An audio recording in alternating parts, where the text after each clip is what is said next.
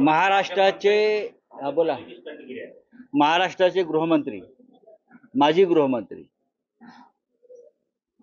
महाराष्ट्राच्या राजकारणातले ज्येष्ठ नेते, अनेक वर्ष आमदार मंत्री राहिलेले माननीय शरद पवार साहेबांचे खंदे समर्थक अनिल देशमुख यांच्यावर काल नागपुरात हल्ला झाला. अत्यंत निर्घृण हल्ला झाला. आपण जर ते चित्र पाहिलं असेल, त्यांच्या डोक्यावर किंवा इतरत्र दगडफेकीत ज्या जखमा झाल्या ते रक्तबंबाळ झालेले आहेत. काल ते अत्यवस्थ होते आणि हा हल्ला करताना भारतीय जनता पक्षाच्या नावानं जिंदाबादच्या घोषणा दिल्या जात होत्या. राज्याचा माजी गृहमंत्री,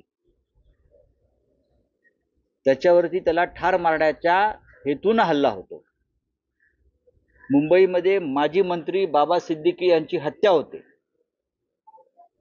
बाबा सिद्दीकीची हत्या होते आणि अनिल देशमुखांसारख्या ज्येष्ठ नेत्याला, माजी गृहमंत्र्याला ठार मारण्याचा प्रयत्न स्वतः गृहमंत्री देवेंद्र फडणवीस असलेल्या नागपुरात होतो. या राज्यातल्या कायदा सुव्यवस्थेचे निघालेले धिंडवडे आहेत आणि त्याला जबाबदार मेंदे सरकार आणि गृहमंत्री देवेंद्र फडणवीस आहेत. आता निवडणूक काळामध्ये राज्याच्या प्रशासनाची सर्व सूत्र ही निवडणूक आयोगाकडे असतात. तरीही गृहमंत्र्याचा हुकूम चालतो सध्या या भाजपच्या काळामध्ये. काही निवडणूक आयोग हे त्यांच्याच हातामध्ये असतं, त्यांचीच माणसं असतात, एकमेकाला धरून काम करतात.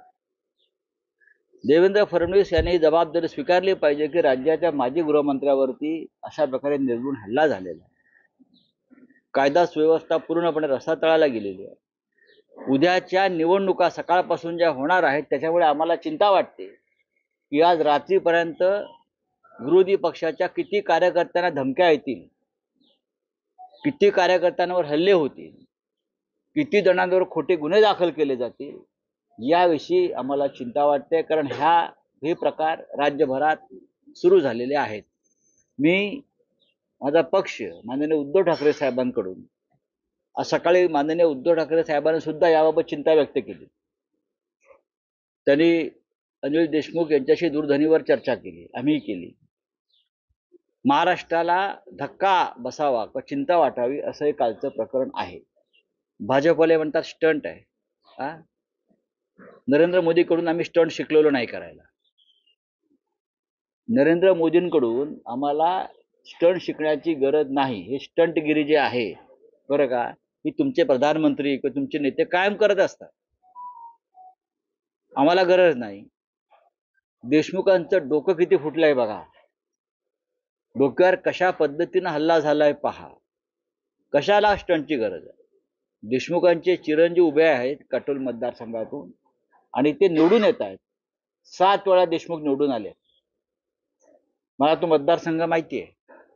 तेव्हा हे जे काय चाललंय भारतीय जनता पक्षाची नौटंकी, ही या महाराष्ट्रामध्ये कधी अशा प्रकारचं वातावरण निवडणुकीत झालं नव्हतं की माजी मंत्री, माजी गृहमंत्री यांच्यावरती असे हल्ले व्हावेत. असं वातावरण कोणत्याही निवडणुकीमध्ये महाराष्ट्रात झालं नव्हतं. ते देवेंद्र फडणवीस, अमित शहांच्या काळात झालेलं आहे. तिकडे मणिपूरला पेटलेलं आहे. रस्त्यावरती आणून महिलांची झंड काढून त्यांच्यावर बलात्कार होत आहेत. इथे मंत्र्यांवरती हल्ले आणि हत्या होत आहेत. काय यांच्या हातामध्ये कायदा सुव्यवस्था सुरक्षित आहे?